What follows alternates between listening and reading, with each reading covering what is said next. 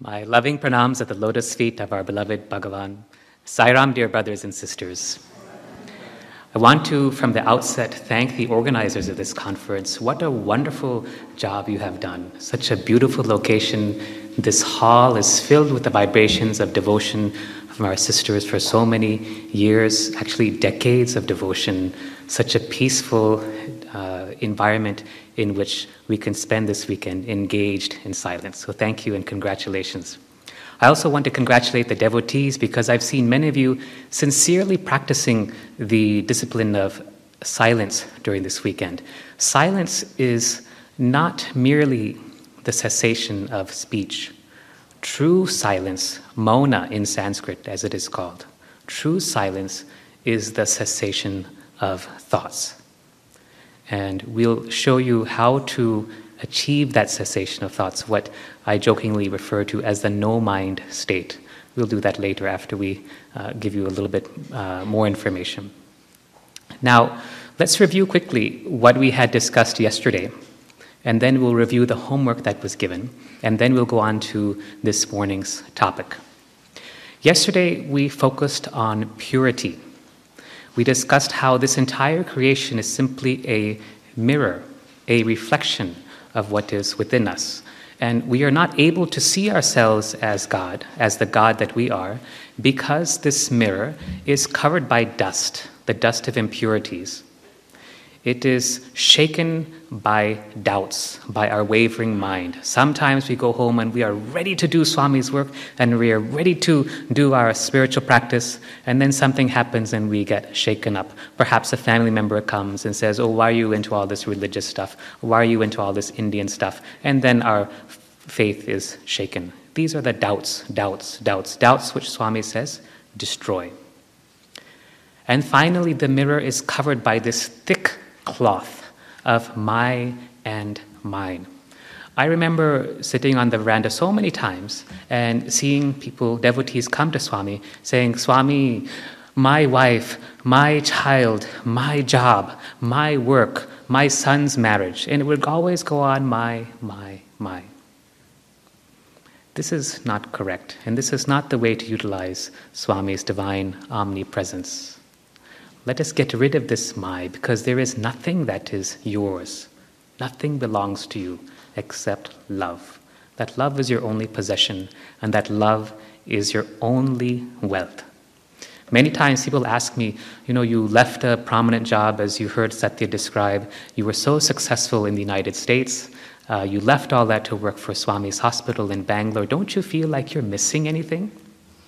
I said, we always reply, we say the wealth that we have now is far greater than whatever we had when we were here, because we have Swami. We have the Lord, and that is sufficient. You don't need anything else when you have that. He provides everything for you. Now, when we have these coverings, these distortions to the mirror, the impurities, the doubts, the cloth of my and mind, the ego, essentially, we have to remove them. And we discussed some of the ways yesterday in which those can be removed. We talked about the power of repeating the divine name of God. We talked about the power of service, which we'll discuss more this afternoon. And we briefly mentioned meditation as a way in which the mind can be cleansed. We did a little bit of that this morning, and we'll do some more in today's morning session and again tomorrow. The homework was given in the context of one story of a doctor who had gone to Mother Teresa on Swami's request and had learned from her how she sees each individual that she meets. She sees everyone as Jesus Christ, her beloved Lord as Jesus. And Swami told this doctor when he came back that this is how he wants him to see every person he meets. And so the homework was several parts. The first 3 parts was for everyone. It was first to see every person, every one, as Swami. The second was to see everything as Swami. Many of you went on walks this morning and you had a chance to go out in nature. And nature is truly the garment of the Lord. How beautiful it is. And what a wonderful chance we have here to see everything as Swami. And then finally, to remind each thing that you see that you are also God. Hopefully you did it in a loving way. This is what I do. If I'm driving my car, let's say, I just remind it, you are also God. You are also divine. We are God and everything is God. This is what I say internally because it reminds me of that truth. It reminds me of the truth. Everything is consciousness. Consciousness alone exists. That's all. There's nothing else. It's just consciousness. There's a second level to the homework for those who wish to go deeper into the practice. And at that second level, you were asked to love everything as Swami. So to love each person as Swami. And then the final level of the homework was to lose yourself in that love. Because when you lose that I, all that is left is Sai. That's all. You go from the form, where everything is form, name and form, to that formless, and it can be done through love. So with that, now it's your chance to tell me and tell us and to share what you learned from this homework. So first we'll ask for volunteers, and then I'll pick people to speak. Usually I will pick people who are looking down. Okay? So everyone pay attention. All right?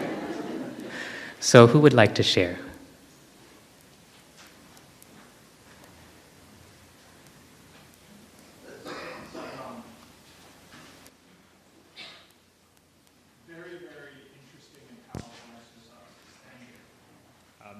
The ones that I found most interesting and challenging were the last two of loving everyone as Swami, because I found when I did that, all of the usual tapes that run in the head about that person and about myself and about anything that might possibly be connected with us came into view and came into question. And the more I attempted to focus on the love, the louder they yelled. And when I went to dissolve myself in that love, they just yelled and screamed for their existence. Because what I saw was those two states of either believing in the separation and all of what was going on in the mind, or being dissolved in the love are mutually exclusive. You can't have both of them. It's one or the other. And dissolving in the love is just so much more fun and so much nicer. But it was just fascinating to watch the other rebel. Good. Those are old memories, old habits, old tendencies that are playing themselves out. But practice and they will dissolve too, just like you are dissolving into that love. Very good. Thank you. Sairam.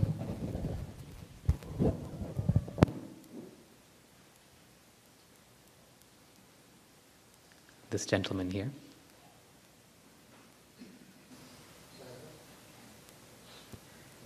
Sairam, dissolving in love. Everybody we want to love, and we want to love all the great people. And that stage when we go, we want to keep the great person in the position with us. So how we overcome on that stage? How do we overcome this ability to keep loving? Is that your question?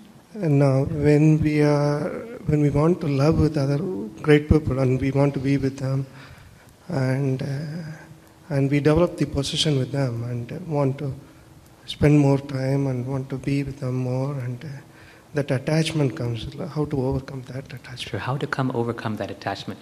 So let me take you through this. Focus on your left foot for a moment. You just stay as you are. And you can all do this exercise with me. Focus on your left foot. Okay? What is your foot doing? It's just as it is, right? It's doing its job as being a left foot. Is it separate from you? No. Is it distinct from you? It is a part of you, correct? It is a part of you. So also, in this spiritual practice of loving, you learn to see each one and each thing as a part of you, even though they may be separate. Your foot, before I mentioned it to you, your foot was nowhere in your consciousness, correct? None of you were thinking about your left foot until I mentioned it. Yet it is still very much a part of who you are, at least your physical body. So also all of these names and forms, all of these beings that we have are simply a part of you. They're not distinct from you in any way. You are not separate from me, and I am not separate from you. We are one and the same. We are parts of each other. We are just different aspects of each other. In that way, you can love and continue to love and continue to feel that you are always with that person, because you're never separated. It's always one. Okay? There's a lady in red checks in the front wearing glasses.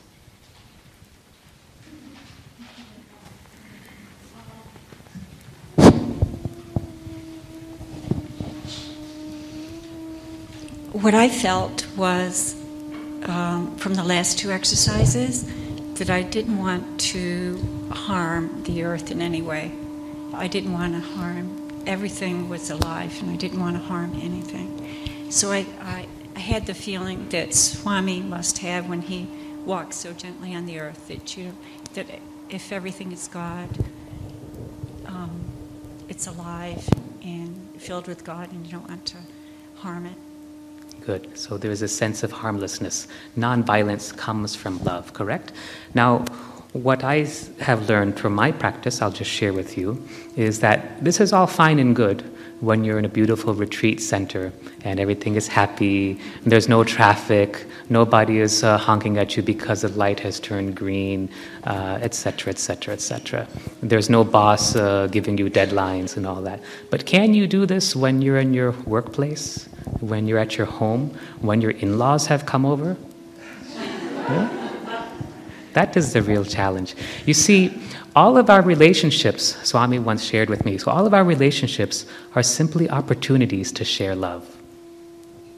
They're just opportunities to share love. So whether it's your boss, someone in your neighborhood, your child's friend, or perhaps a classmate who's bullying your child, or whatever it is, they're all opportunities to share love. Sometimes in that love we have to be strict, we have to be disciplined. Sometimes we even have to pretend to get angry without actually getting angry. This is part of the play, it's part of the game.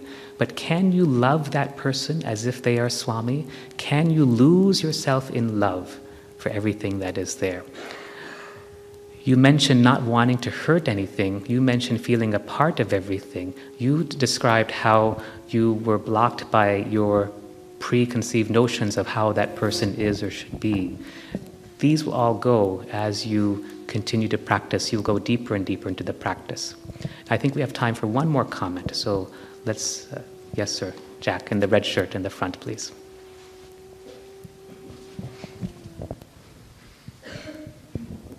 The difference between a shaman and a schizophrenic is the shaman doesn't speak to his voices in public. I heard that once. My experience with Swami is universal loving presence, and if I'm experiencing everyone here as Swami, it's very difficult for me not to smile and to recognize their extraordinariness. So my question for you, Dr.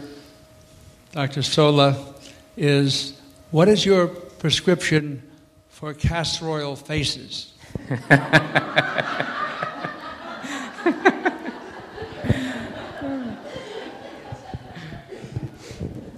You know, sometimes I wonder, we go to Puttaparthi almost every weekend. We're lucky because we're in Bangalore.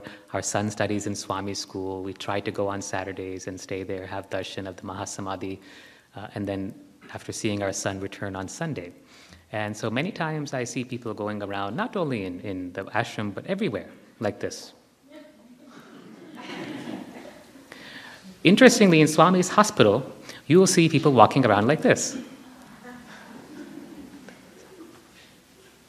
Like that. That's the bliss of being inside, the joy of being inside. When I go to other hospitals to speak or to see patients or for whatever it is, I see people like this. The only prescription is love. Love brings joy, love brings peace, love brings confidence, love brings the truth. Love is sufficient. Swami once said, love alone exists. Love alone exists. The reflection of love is divinity. That's all there is. That's all there is, and there's nothing else. Just love, love, love. So the solution to every issue is always in love. It doesn't mean you have to go and hug your enemies and say, oh, I love you. It's not that. But it's always going to be found in love, in some form of love, in some fashion of love, through some manifestation of love. That's all. The solution to every problem is in love. Now, in today's session, we are going to focus on achieving love as a way of expressing our self-realization. Self-realization, Swami says, is the knowledge that you are God and that nothing exists other than God at any time and at any place. This is the definition of self-realization. There are actually 3 types of self-realization, Swami says, and I'll describe these to you now. The first type, Swami says, is the temporary type of self-realization. This is the type that most people can achieve.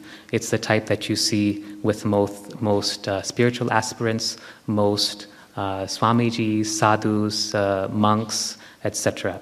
This is the temporary kind in which during peaks of sadhana or spiritual practice, one achieves a higher state of awareness and touches on self-realization. And during that time, the devotee or the spiritual aspirant realizes that they are God and all that exists is God.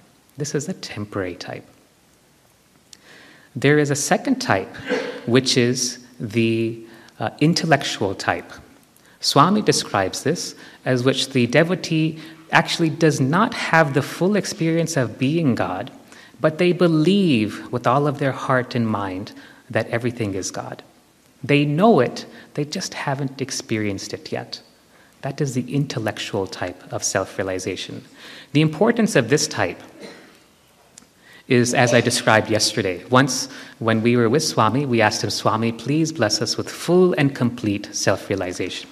To which Swami replied, self-confidence is the foundation, self-satisfaction are the walls, self-sacrifice is the roof, and then you have self-realization. Simple, he said. It starts with self-confidence, and this intellectual type of self-realization is actually very important because it provides you with the confidence that you are the God Self, that you are Sai, that you are the Atman, that you are the divine soul, that Nirvana exists in you, that you are the light. So let us start here, and the first homework I'm going to give you, we're going to do this before, we have an hour's break before the next session, about an hour and a half, let's say. So the first homework I'm going to give you is to repeat 200 times, I am Sai. Okay, that's the first homework that you're going to receive, I am Sai, 200 times. You don't have to count. I expect you to do it actually 300 or 400 times, but you see I'm giving you a certain level at which to achieve. Don't do it 3-4 times and say, I didn't feel anything. Okay? So at least 200 times, I am Sai. After you do this, see what happens to your consciousness. See what happens to the way that you feel. Look inside yourself and see what is happening, and you will see that it is changed simply by doing this practice. All of you just now chanted the Gayatri Mantra 108 times. What would happen if you chanted it as if you were the Gayatri? What is Gayatri? Gayatri is that universal brilliance, the force that illuminates the whole creation. What if you chanted Om Bhurpuvassuvaha as if you are that? Can we do it now? Can we do it 3 times? Do you have a harmonium that you can play for us? We're going to chant Gayatri 3 times, and then we'll have silence. Chant it as if you are that Gayatri, simply expressing yourself through the power of the mantra. Okay? So let's chant along together.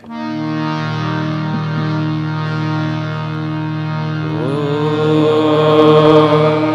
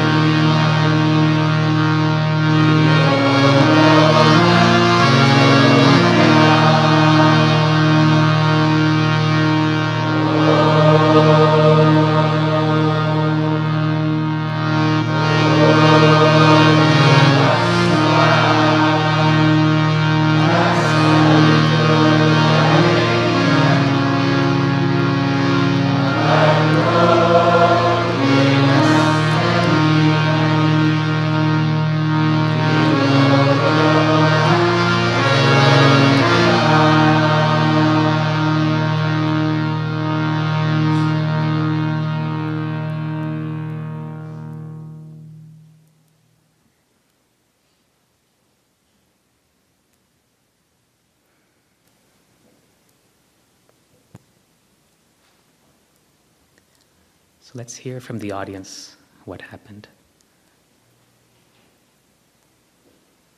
So, Madam in the front. Susan, can you give her a microphone, please?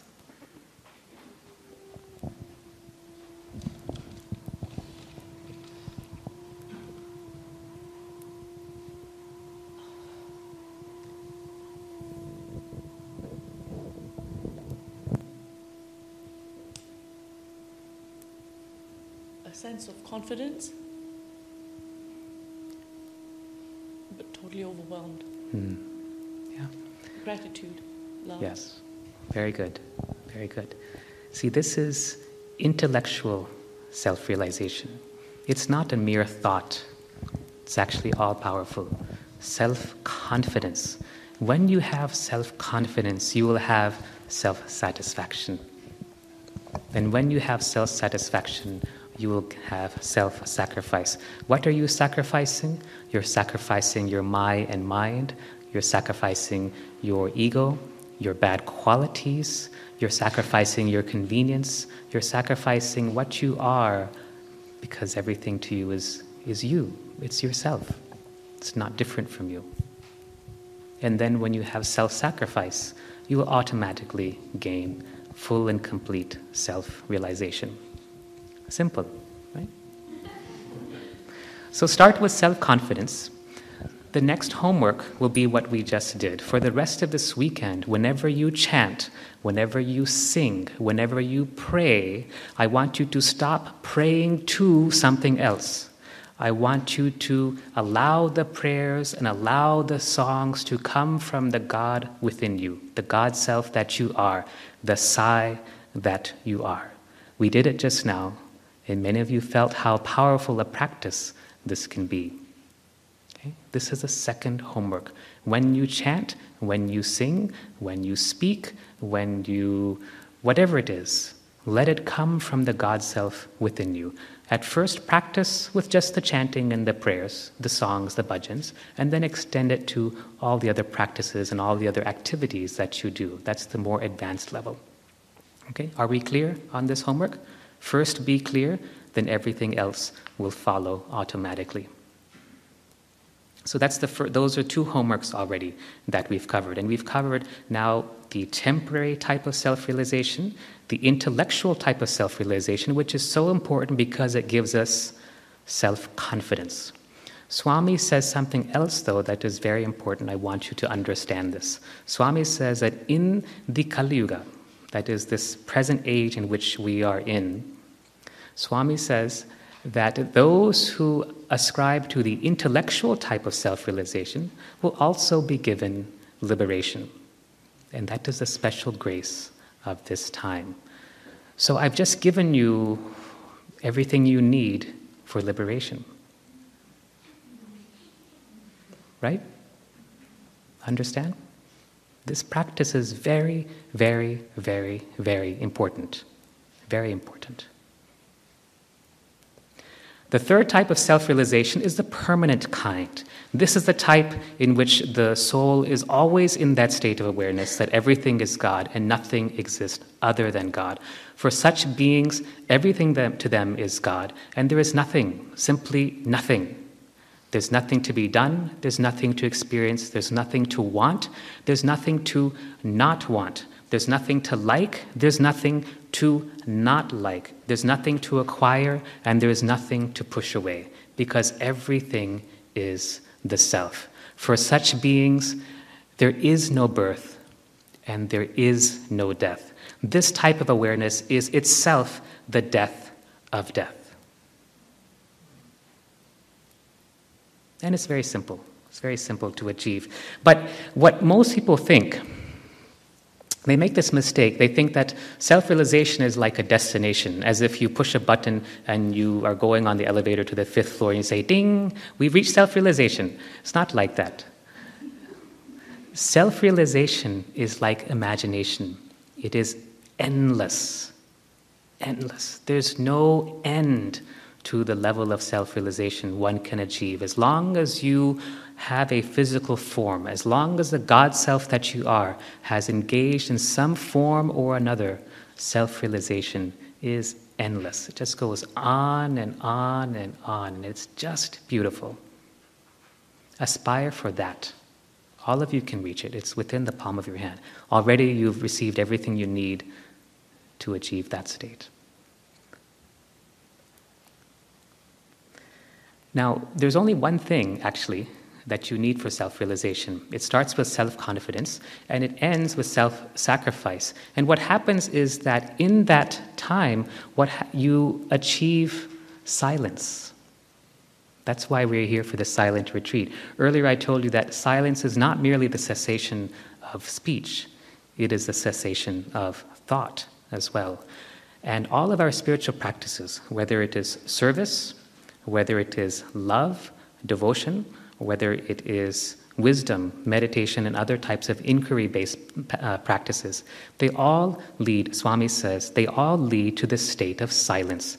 And in that silence, you will know that you are God and everything is God. How to achieve this silence? For that, you have to do your sadhana. You have to do your spiritual practice. What type of spiritual practice? That depends on you. There are 7+ billion people on this planet, and how many more we don't know elsewhere. That means there are that many number of spiritual paths to God realization. But they all focus on these 3 basic truths: love, service, and wisdom. These 3 basic paths. The simplest way to identify how far or how much attainment a being has attained is to look at how much they are able to love unconditionally and how much they are able to serve selflessly. That's the only criterion, nothing else. It doesn't matter if you meditate 16 hours a day, if you live to be 500 years old, if you live in a cave and stand on your head. None of those things matter. How much love and how much service. Love all, serve all. That's all that matters. And all of the spiritual practice will in the end lead to these 2 things only, to loving all and serving all. That's it. There's really nothing else. That's why Swami says, love all, serve all. This is the first teaching, and this is the last teaching. There's nothing beyond that. Let's understand, though, that when we talk about sadhana, most of us think about doing. Again, what we discussed yesterday. As long as you think you are doing, you are in the mind state. When you're in the Swami state, in the God state, there is no need to do anymore. Everything becomes being. And whatever is required to take place will happen automatically. Yes, suppose you have to take a trip. You will still book your airline tickets online. You will still go to the grocery store to prepare for everything. You will still take care of all of the logistical things that we have to do. But it will come from the sai rather than the I. And it will happen just beautifully. It will happen effortlessly. Now, I have to share an example here, a personal example from my own life. I find that for me, if I am paced and if I am poised, it is very easy for me to maintain that high state of awareness. But I feel that whenever I get rushed or whenever I get tired, I start to lose it. I start to lose that awareness. My wife would add, she said, honey, it's also whenever you get hungry as well. But most of us will probably do the same thing. And so what I would suggest to you is to be aware, right? Baba means to be alert and to be aware. So be aware of when you go into these states where you're more vulnerable to losing it, to losing that awareness. When you're tired, when you're hungry, when you're stressed out, when there's 100 things to be done all at the same time, those are the times when you're most vulnerable. And at that point, what my practice is to just take a time out. Stop for a few moments. It hardly takes 10 seconds. Reconnect inside with the Swami within. Ask him, what is his will? What is your will? And then act from that. Because the mind will always tell me that there's so many things I have to do, there's so many patients waiting to see, I've got to go and read these scans, the operating theater is calling me, they need help with a particular patient, etc., etc., etc. It goes on and on and on. There's so many projects waiting to be attended to, and so on. It will always be like that. There's always work to be done. That's the nature of being in a physical form on this plane. There's always work to do. We are bound to work. We cannot escape from it. So when that happens, take a break. Just take a quick time out. Just connect with Swami and ask him, what is your will? And when you've reconnected with him, then proceed. If you're not connected with Swami, don't proceed, because at least in my experience, it ends up in disaster. It ends up with me losing that awareness, losing that balance, and coming out of that state of that awareness. And this is a small personal example that I want to share with you, and I hope you can understand this, right? Does that make sense? Okay, good. Let's do another practice. Okay, so all of us sit up straight. Spiritual practice is 90% inquiry, Swami says. It's not doing, it's asking, it's inquiry. And so this practice we're going to do is simply to ask, who am I? Who am I? And so let's all just close our eyes gently. Let's take a few breaths in to settle ourselves into inner silence. Breathe in deeply for a few moments so that you're quiet inside.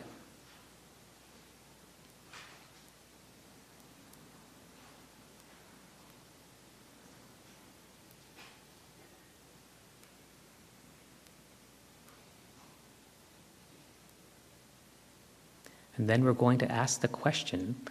What I'd like you to do after asking is to simply allow the answer to come to you. You don't have to force anything. You don't have to try to achieve anything. Simply allow the answer to come.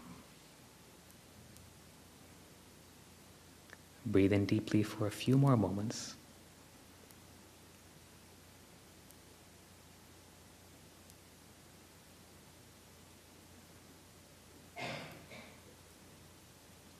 And then whenever you're ready, just ask very quietly within yourself, who am I? Who am I?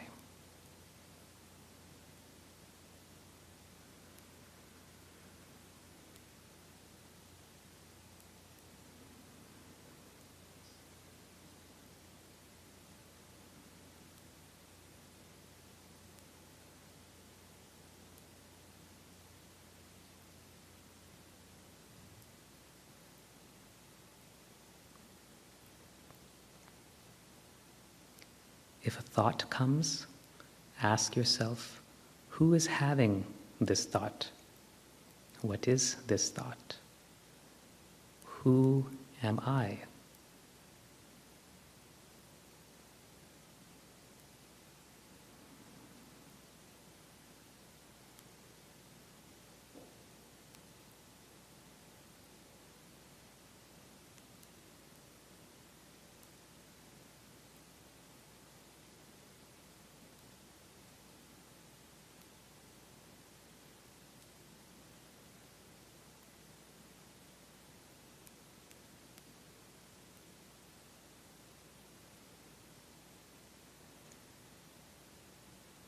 And now let's keep looking within ourselves again, and let us ask, let us ask, where do I begin and where do I end? Where do I begin and where do I end? Take a deep breath in and out and allow the answer to come to you.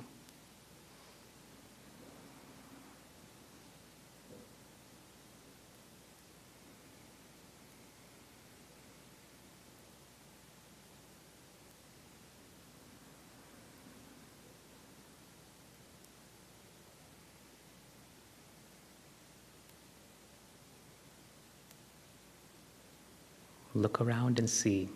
Are you able to find a beginning? Are you able to find an end?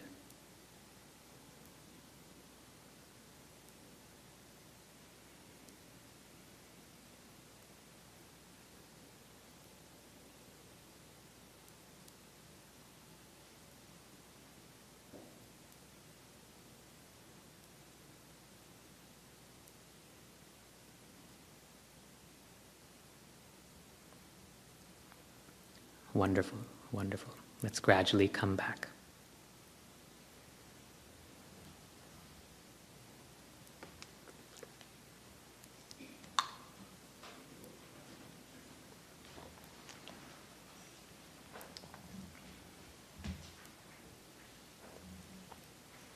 So let's hear some comments from the audience again. What happened when you were doing that? If I can get the mics, please.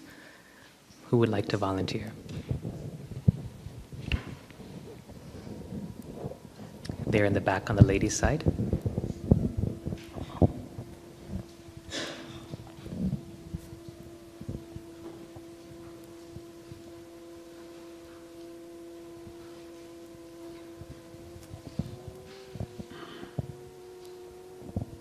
If you can keep your hands raised so that the Sevadal can find you.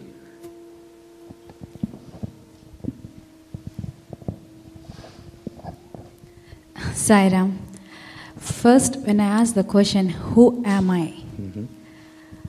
I got the answer like, you are the God within. But I just want to know, how can we distinguish between the voice of the monkey mind? Is it the monkey mind telling me, or it's the high sea which is answering to me? So when the voice came, was it loving? Was it sweet? Was it kind? Or was it doubtful? Was it changing? Was it putting you down or putting you above anything else? Was it what you would expect Swami to tell you?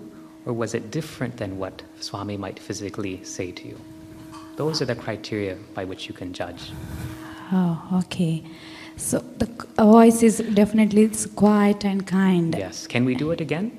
Let's Yes. do it again and I'll show you, okay? Okay. Let's go ahead and do this again.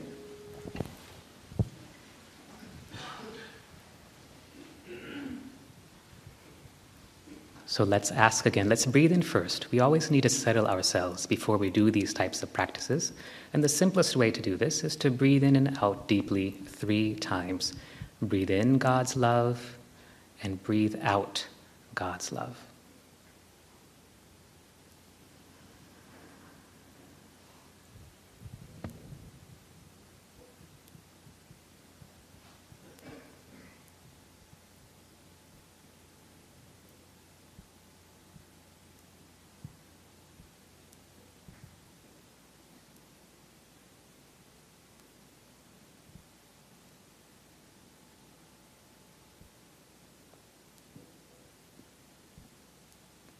And when you're ready, again, go ahead and ask, who am I?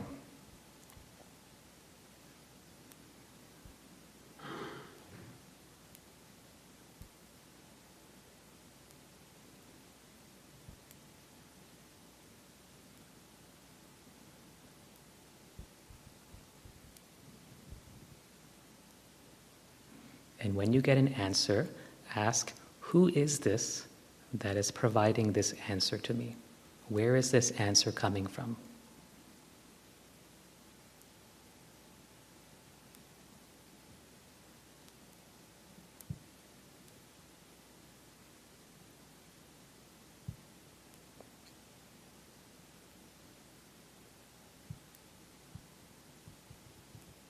And if you get another answer that ends or starts with an I, again ask yourself, but who is this I?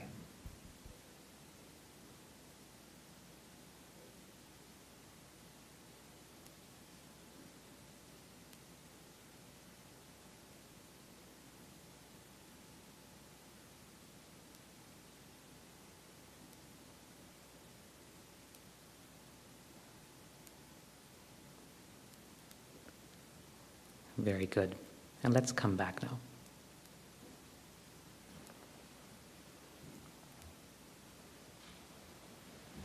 So in this practice, you don't just ask one time, because you may or may not get an answer. You keep digging deeper, keep digging deeper. You may ask, who am I, and get a feeling or some type of answer. Where is this answer coming from? Who is the one that is giving me this answer? Who is this I? Right? Does that make sense? So you don't have to stop and say, is this my monkey mind or is this Swami? It's irrelevant. Who is the one that is telling me this? Where is that coming from? This is what I mean when I say that 90% of sadhana is actually inquiry, self-inquiry, not outside inquiry. It's self-inquiry, inside. As Swami said, we're willing to go hundreds of thousands of miles to go to the moon, but we refuse to budge even 1 inch to go within ourselves. But it's all inside of ourselves. There's nothing outside of you. Nothing at all. I think the sister next to you also had a comment, so we can get the mic back to that side, please.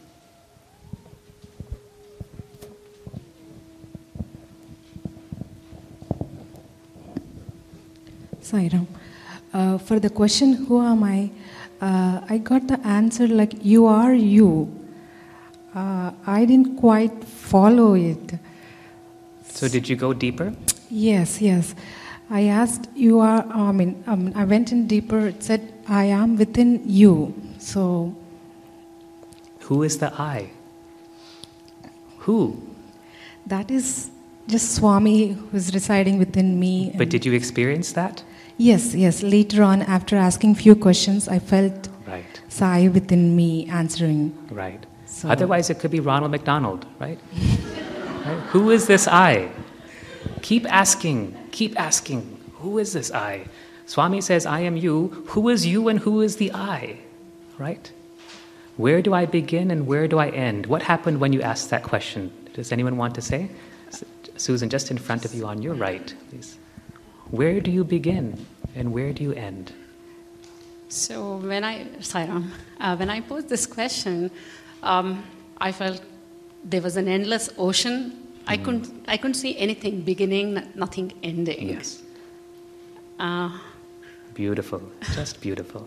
That's it. There is no beginning and there is no end. You are that endless one, formless one, nameless one. Thank you. One more comment from the gentleman in green.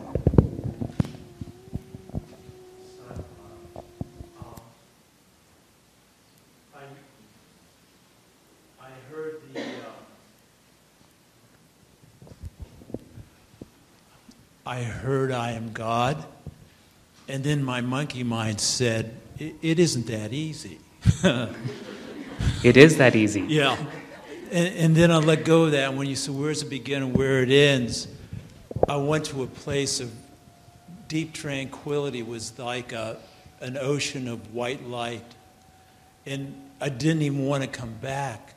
And then when you started it again and said, go there again, it changed into like a blue light, but there was no words. My question would be, I like staying there. But then when I stand back up, it's like I'm putting something on and wearing it again, and it feels heavy. And there it feels infinite. Right. I used to ask this question. I would ask anyone I could meet who I thought had self-realization, why do we have to come out of that state? Why can't we just stay like that all the time? Like that. You know, that's right. When you have that feeling, when you go into that state, it's just like, right? For most of you, it's just like, That's the easiest way to, if I could put it in words, that's the easiest way to identify it. Now, I'm not going to take any more comments. We're going to go on in the talk.